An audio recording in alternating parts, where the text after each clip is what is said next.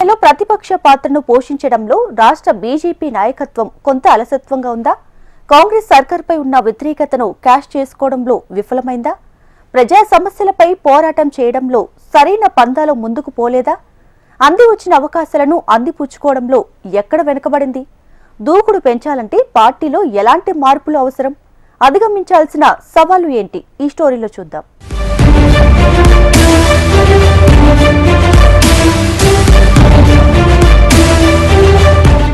వచ్చే అసెంబ్లీ ఎన్నికల నాటికి తెలంగాణలో అధికారంలోకి రావాలని లక్ష్యంగా పెట్టుకున్న బీజేపీ అధినాయకత్వం అందుకు తగిన విధంగా కార్యాచరణ రూపొందించడంలో కాస్త వెనుకబడిందని ఆరోపణలు వినిపిస్తున్నాయి.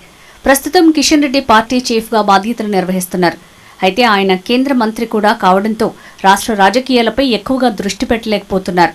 కాంగ్రెస్ ప్రభుత్వ వైఫల్యాలను ప్రజల్లోకి తీసుకువెళ్లటంలో అనుకున్నంత మేర లక్ష్యాలను రాబట్టలేకపోయారని, క్యాడర్తో కలిసి నిరసన కార్యక్రమాలు, ప్రజా పోరాటాలను ఉధృతం చేయటంలో కొంత వెనకబడ్డారనే టాక్ సొంత పార్టీ నేతల నుంచే వినిపిస్తోంది. అడపాదడపా పార్టీ కార్యక్రమాలు నిర్వహిస్తున్నారు తప్ప దూకుడుగా వెళ్లటం లేదనే ఆరోపణలు వస్తున్నాయి. జనాల్లోకి వెళ్లకుండా కిషన్ రెడ్డి కేవలం ప్రెస్ మీట్లకే పరిమితమవుతున్నారు. ఈ నేపథ్యంలో కొత్త అధ్యక్షుడి రాక కోసం పార్టీ శ్రేణులు ఎంతో ఉత్సుకతతో ఎదురుచూస్తున్నాయి.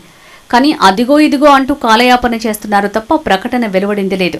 సంస్థాగత ఎన్నికలు పూర్తయినా ఇంతవరకు అధ్యక్షుణ్ణి మాత్రం ప్రకటించలేదు. హస్తం సర్కార్ పాలనా వైఫల్యాలను ఎండగట్టడంలో బీజేపీ పార్టీ వెనుకబడిపోయిందని ఆ పార్టీ శ్రేణుల్లో వినిపిస్తున్న మాట. కాంగ్రెస్ ప్రభుత్వం పాలనపై ఏడాదిలోనే ప్రజల్లో తీవ్ర వ్యతిరేకత కనిపిస్తుందని, దానిని బీజేపీ సొమ్ము చేసుకోవటం లేదనే భావన వ్యక్తమవుతోంది వారిలో. గత అధికార పార్టీ బీఆర్ఎస్ ఓటమి తర్వాత ఆ పార్టీ నాయకులు శ్రేణుల్లో కొంతకాలం నిరాశ, నైరాశ్యం కనిపించింది. పార్టీ కార్యక్రమాల్లో పూర్తిగా స్తబ్దత ఏర్పడింది. ఆ టైంలో రాష్ట్రంలోని బీజేపీ బలోపేతమయ్యేందుకు, కమలాన్ని మరింతగా ప్రజల్లోకి తీసుకువెళ్లేందుకు సరైన సమయం వచ్చినా ఆ సంధికాలాన్ని సద్వినియోగం చేసుకోవాల్సి ఉండేదనే అభిప్రాయం పార్టీలో వ్యక్తమవుతోంది. ఆ సమయంలో పార్టీ తరపున ప్రజా సమస్యలపై పోరాటం చేసి ఉంటే బావుండేదనే భావనలో ఉన్నారు. కొత్త అధ్యక్షుడి నియామకం చేసి ఉంటే పార్టీ మరింత బలోపేతమయ్యే అవకాశం ఉండేదని అంటున్నారు.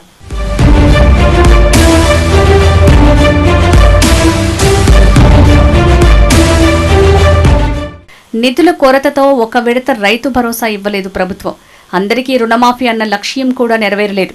మహిళలకు ప్రతి నెలా ఇస్తామన్న ఆర్థిక సాయం అందలేదు.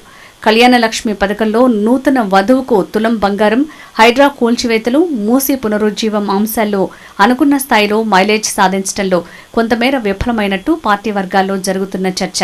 పార్టీ క్యాడర్ని సమన్వయం చేసుకుంటూ జిల్లా, మండల స్థాయి, గ్రామ స్థాయిలో ప్రజల పక్షాన ఇంకాస్త గట్టిగా పోరాడాల్సి ఉందనే అభిప్రాయాలు వినిపిస్తున్నాయి. ఈ మేరకు పార్టీ చీఫ్ నిరసన కార్యక్రమాలకు పిలుపునివ్వలేదనే విమర్శలు ఉన్నాయి.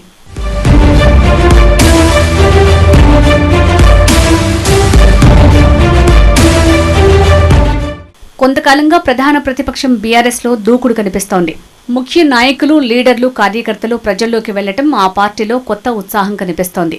దానికి తోడు 6 నెలల పాటు ఫామ్ హౌస్కే పరిమితమైన ఆ పార్టీ అధినేత కేసీఆర్ పార్టీ కార్యాలయానికి వచ్చి నేతలతో సమావేశమై క్యాడర్కు దిశానిర్దేశం చేయటం, ఇక నుంచి ప్రజాక్షేత్రంలోకి వస్తానని చెప్పడంతో బీఆర్ఎస్ పార్టీ శ్రేణుల్లో కొత్త జోష్ నిండుకునే అవకాశం ఉంది.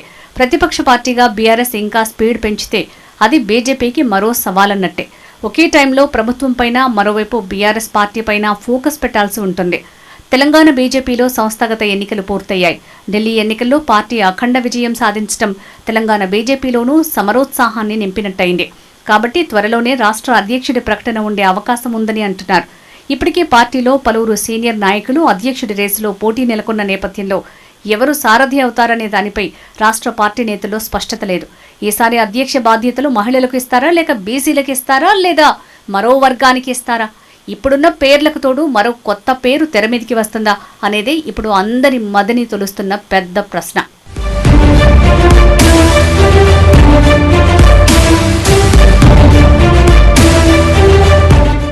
రాష్ట్ర పగ్గాలు ఎవరికివ్వాలన్న అమిత్ షా ఆమోదం మాత్రం తప్పనిసరి. మరి షా ఎవరికి ఆమోద ముద్ర వేస్తారో వేచి చూడాలి. రాష్ట్ర అధ్యక్షుణ్ణి త్వరగా ప్రకటిస్తే పార్టీ మరింత బలోపేతమవుతుందని అభిప్రాయపడుతున్నారు.